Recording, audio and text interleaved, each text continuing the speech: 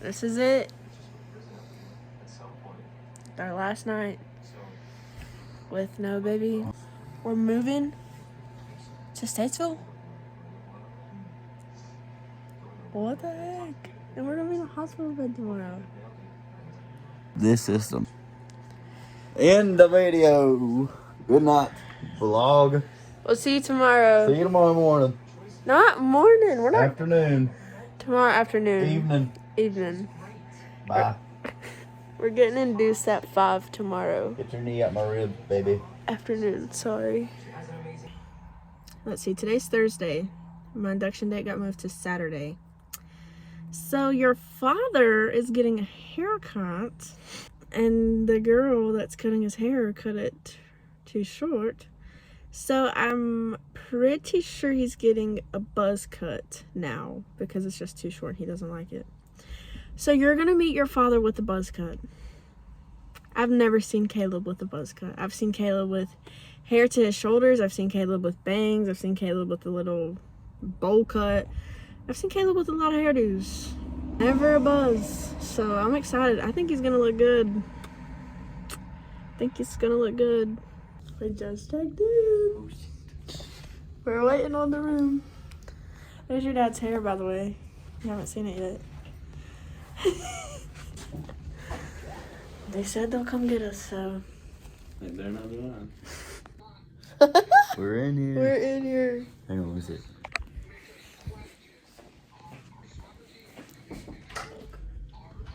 Have you had any of the Interrupted. Okay. Anyway. She's having contractions. She can't feel it.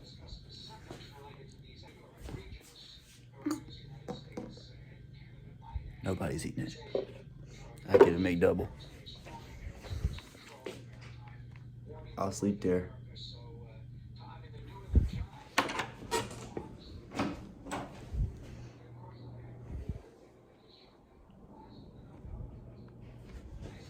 I'm not a fan of the bathroom. Okay, but that's the room. You're gonna be born. That little thing over there, you can't see it. Take the phone over there and show them this little bed. You're gonna be in there, like probably tomorrow. They brought us some food. Looks pretty gross. I'll probably eat the ice cream though. Caleb looks like he's gonna try some. I don't know. Don't like it. That's like whipped cream. Okay, well, they gave me whipped cream, not ice cream. They're gonna put a Foley bulb in me. I just want some Gatorade and the water I asked for 10 minutes ago.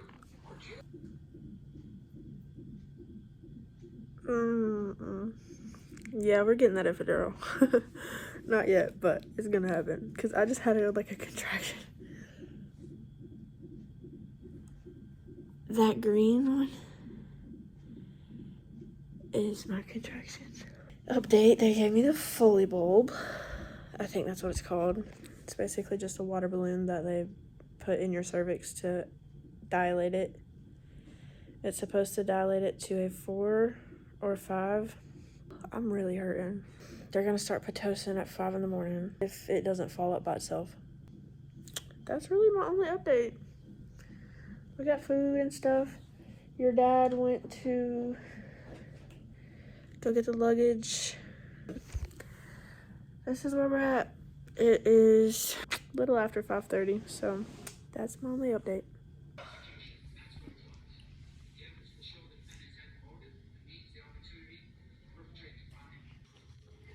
Nine centimeters. 6, 7. Update. We There have you a baby. are. I can't zoom in. There's our little Ashton. 10 pounds, 22 inches. He was born at 11/29. On February the 12th. On February the 12th. And he's just the cutest little, sweetest little thing. The chunkiest little bit. What had happened was I was in labor for 30 hours and I got to like 5 centimeters and I was like, you know what? I'm eventually going to ask for the epidural. So let me just get it. Why would I stay in pain if I don't have to? And so I got the epidural. And at first, it was good. So this is Ashton. He's 10 months old right now. Tomorrow is Thanksgiving. This video is long overdue, but I want to finish telling the story so I can get it put up. So, like I said, I had gotten the epidural around 5 centimeters. When I first got the epidural, you know, it was great. It was working. At first, it was good. And then I started to feel like I couldn't breathe. Like, I guess it went up too high. So they, like, kind of, they didn't stop it, but they took some away, I guess. I don't know. They did some. And then when they did that, I felt everything in my left side. And I was like, oh, no. You're going to have to do something because it hurt. Ain't that right? It was hurting, wasn't it? You was there. And, so they gave me a shot of fentanyl. And on my birth plan, it said no fentanyl under any circumstances. And I know the epidural is like fentanyl, but epidural was the only exception, if that makes sense. And on my birth plan, I wasn't 100% I was going to get the epidural. I knew I probably would, but I was like, you know, if I don't, you know, I don't. But I made it to, I think, 6 centimeters without it. I know I was 5 when I told them, like, I'm going to get it. But I don't think the anesthesiologist got there until 6. They gave me fentanyl twice. And the fentanyl did not help. It didn't take the edge off. It did nothing at all except make me sick. I was throwing up the rest of the time that I was in labor. I don't know. I was probably 9 centimeters, and I was at 9 centimeters for a while. What felt like a while. Probably wasn't that long, but for me it felt like a while. And I was like the girl who kept checking me was like, there's just one little piece of your cervix that's still in the way. And I was like, well, can you move it out the way? I was in so much pain.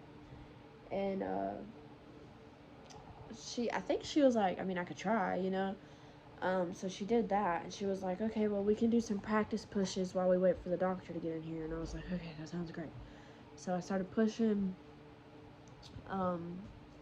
practice pushes, and he was not budging. I had asked for a mirror so that I could see, you know. I want to see what's going on. Y'all looking at it, I want to look at it, you know.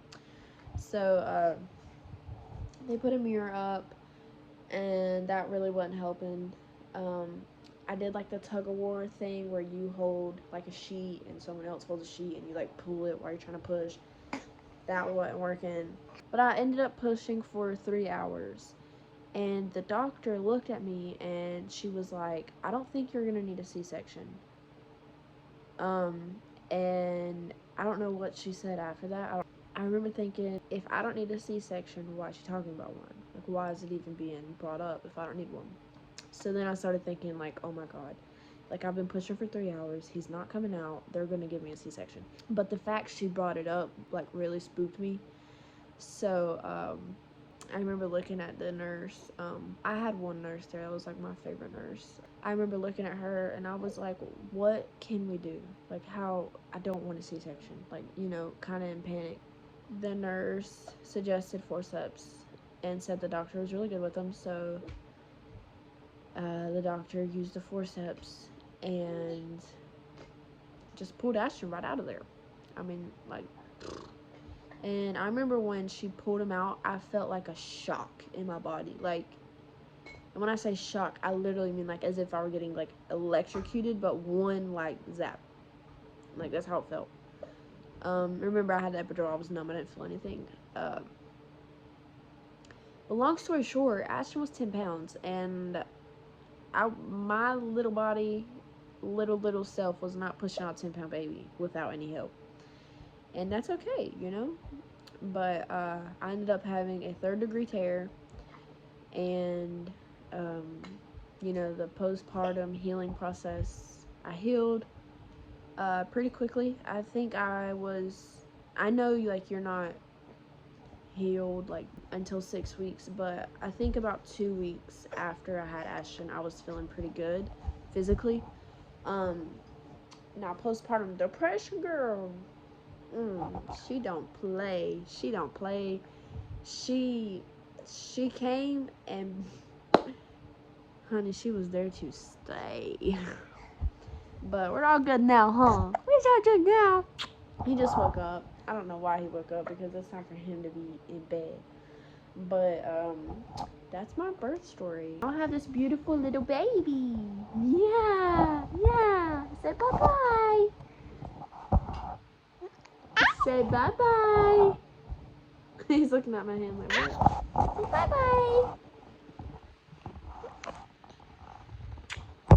Bye. My sweet chunky man.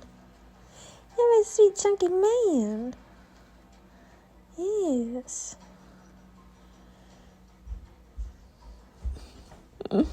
Ashton. Ashton. Hey, buddy. Hi.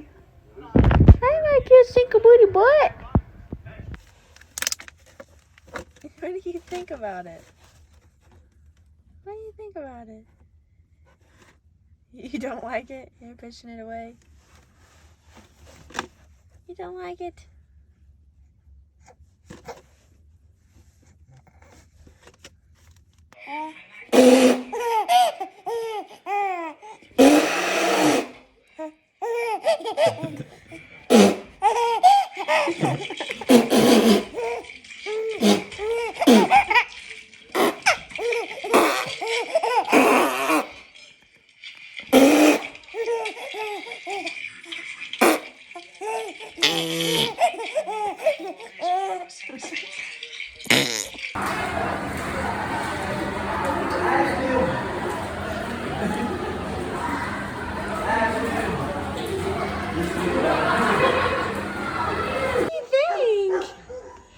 So fun? Is that so fun? Huh? Say thank you, Grammy. Say thank you. Does he like it? I don't know. I mean, he doesn't not like it. You need to send it to my dad too. He's eating the rope. Mama. Mama. You're doing it. Mama. Mama. Mama. Mama. Mama. Yeah. Mama.